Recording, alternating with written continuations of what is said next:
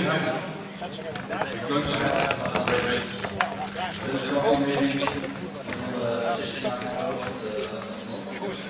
but we expect to be back in a few minutes.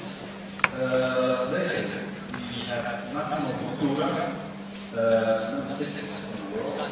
Michael Ross, Christian, the longest between the University of Ghent, and Dr. Pusso and Alex Atata.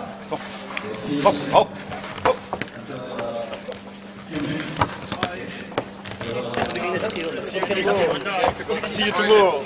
So, Chef, what is your feeling, Chef, to see a piece alive like this? It's very emotional. I saw some people, you know, with very bright eyes. But it was like, oh no, another cow alive on the stage near the cutting meat. But the message was, without this kind of people, without Hendrix, who's taking care of the variety of cow, who's start to disappear now, we are going to have nothing to put in our machine without this. Nothing. So, hi, Mr. Jack O'Shea. Hello, Bruno. So, tell me more about meat.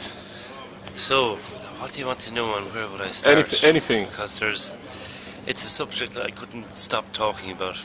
I'm ready for. Yeah, absolutely.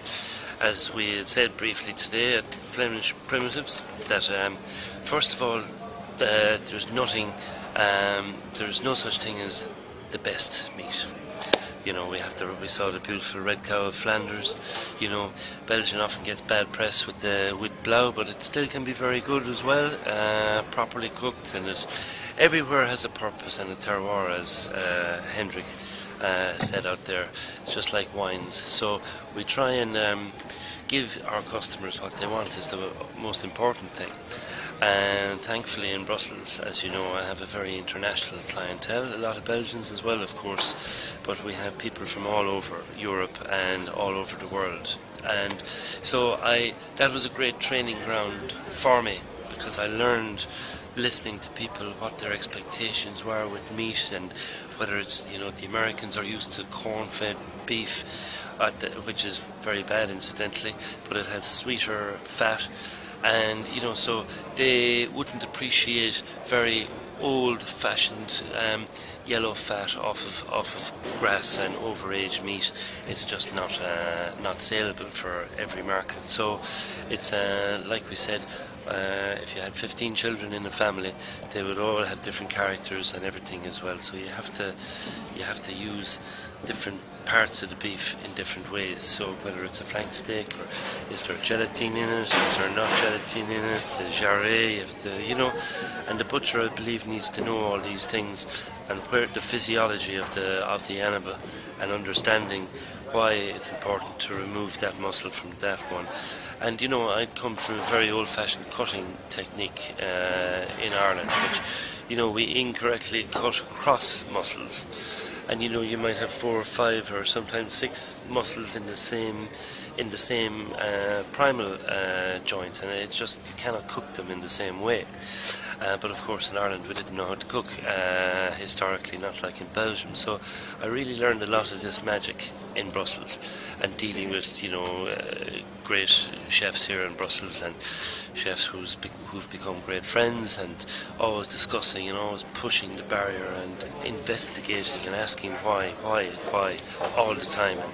And so I have a lot to thank this country for, everything. And now that I've gone back to London, or I have gone to London with my big butcher shop over there, I brought all the Belgian techniques to the UK.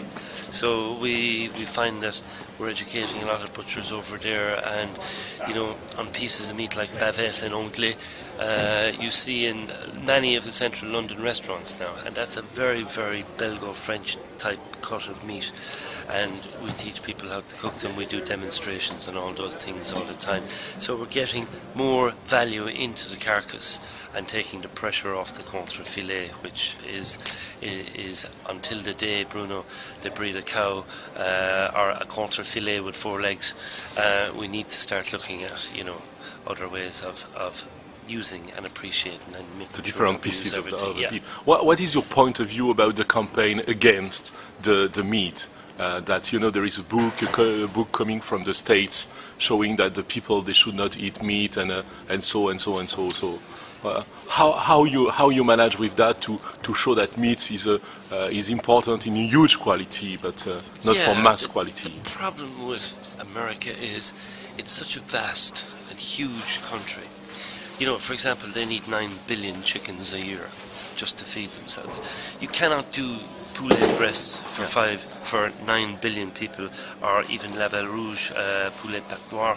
You cannot do that. So there's certainly a point. And on the subject of American meat, you know, their quest for tenderness that, you know, produces, you know, all this corn-fed beef. It's totally wrong. Exclusively corn-fed. You know, I also sell American beef in London, but, you know, there's just enough corn so that and then there's alfalfa and other grains and cereals on top, so that their system can handle it. I mean, a cow is a grass-eating machine, and so you cannot stick him in and feed him on antibiotics and, you know, proteins that he doesn't want to produce tender flesh. I mean, you were a great fan of meat, Bruno, and you understand it's not always about the tenderness. Sometimes I like a piece of a chew. That's what God gave us teeth for. And you must work with the meat, and it's not the fault of the beast, it's maybe the fault of cooking techniques. Sometimes I've found out, you know, customers bring back some stove fleece or carbonate to the shop and they say, oh Jack, it was tough. And you say, well madam, how long did you cook it for? And you investigate, you find she had it in the pot for a half an hour, there's gelatin in there, blah blah blah, all those factors. So I think going back to your original question, I think meat is very good for you. It's very good for my system. Blood group O, I can eat as much meat as I want. In fact, I eat meat every day, but I have a great balance. A bit of red wine for the heart, as we learned in France, and lots of exercise. And, you know, next week it's going to be coffee that's going to kill you, or, you know, it'll be cornflakes. You know, there'll be a book out and that. So I don't tend to listen to these people. My grandfather died when he was 100 years of age. He ate meat maybe 3 times a day and drank loads of whiskey and, you know, did lots of physical exercise out in the fields, at home on the farm. And, you know, you can have that balance. But a lot of Americans, as we know, sit around the house all day with the TV on, and they eat all the wrong things. And so in that case, I'd say it's not a good balance. It's not a good balance. Okay. It's all about balance. Thank you very much, Jack. Great, Bruno. Thank you.